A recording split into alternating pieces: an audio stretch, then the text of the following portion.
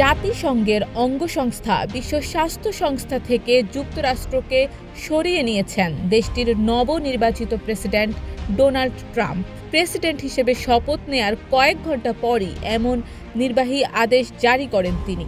নিজের দ্বিতীয় মেয়াদে বিপুল পরিমাণ নির্বাহী আদেশ জারি করে নজিরবিহীন দৃষ্টান্ত তৈরি করতে যাচ্ছেন ডোনাল্ড ট্রাম্প।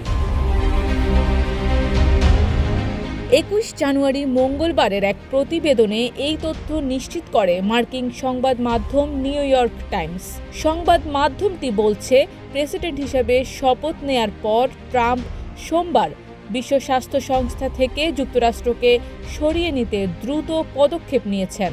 এটি এমন একটি পদক্ষেপ যা বিশ্বব্যাপী স্বাস্থ্য খাতের নেতৃত্বস্থানীয় দেশ হিসেবে যুক্তরাষ্ট্রের অবস্থানকে দুর্বল করবে এবং পরবর্তী মহামারীর বিরুদ্ধে লড়াই করা আরও কঠিন করে তুলবে বলে মনে করছেন জনস্বাস্থ্য বিশেষজ্ঞরা।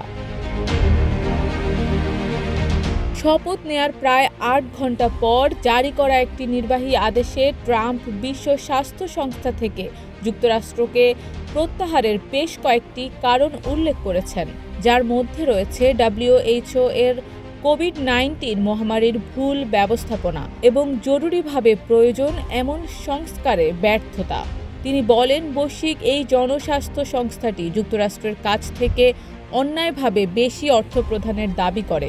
এছাড়া চীন এই সংস্থায় কম অর্থ প্রদান করে বলেও অভিযোগ করেছেন তিনি। নিউ ইয়র্ক টাইমস বলছে, ট্রাম্পের এই পদক্ষেপটি অপ্রত্যাশিত নয়। ট্রাম্প কার্যত ২০২০ সাল থেকেই WHO-র বিরুদ্ধে বিষোদ্গার করেছেন। সে সময় তিনি করোনা ভাইরাস মহামারী নিয়ে সংস্থাটিকে আক্রমণ করেছিলেন এবং এই সংস্থায় যুক্তরাষ্ট্রের তহবিল বন্ধ করার হুমকিও দিয়েছিলেন।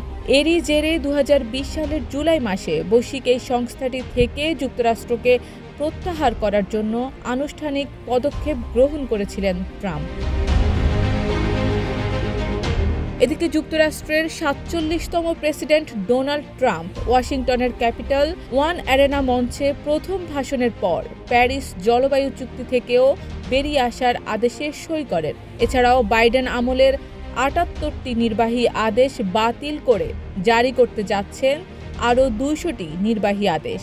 একই সাথে দ্বিতীয় মেয়াদে যুক্তরাষ্ট্রের প্রেসিডেন্ট হিসেবে শপথ গ্রহণ করেই ডোনাল্ড ট্রাম্প মেক্সিকো সীমান্তে জরুরি অবস্থা ঘোষণা, বিদেশি পণ্যের আমদানিতে শুল্ক বৃদ্ধি সহ আরও বেশ কয়েকটি গুরুত্বপূর্ণ পরিবর্তনের ঘোষণা দিয়েছেন। শারমিন নিশু, ঢাকা পোস্ট।